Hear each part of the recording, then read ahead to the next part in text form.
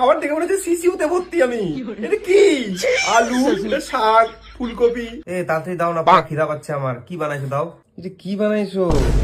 হ্যাঁ কি বানাইছে মানে নিরামিষ বানাইছি। কি বানাইছি? কেমন কেমন দেখতে খাইতে মা? এটা কে? এটা কি বানাইছো তুমি বাবা? তোমার হাতে না খাওয়ার আমার খাইতে ইচ্ছা করে না। তোমার হাতে খাবার খাইলে মনে হয় কি আমি বৃদ্ধাশ্রমে আছি। তুমি কি আগে বৃদ্ধাশ্রমে রান্না টান্না করতে নাকি গো? বাবা গো, এটা কি বানাইছো? এই খাবার দেখে মনে হচ্ছে সিসিউতে ভর্তি আমি। এটা কি? আলু, শাক, ফুলকপি, একটু মশলা টসলা দিয়ে স্পাইসি করে।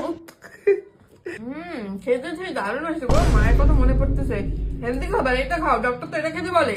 তোমার মায়ের কথা মনে পড়তেছে, আমারও আমার মায়ের কথা মনে পড়ছে। কিন্তু মায়ের কথা কোন কথা মনে পড়ছে বলো তো? মা যখন আইসিইউতে ভর্তি ছিল এরকম খাবার দিতাম মাকে।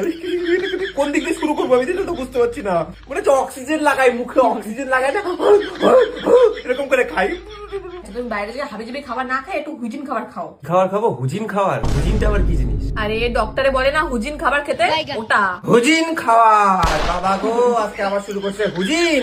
ওটা হুজিন না, হাইজিন। হাইজিন মা আমার, হাইজিন। এটা কি হুজিন খাবার? হ্যাঁ হুজিন।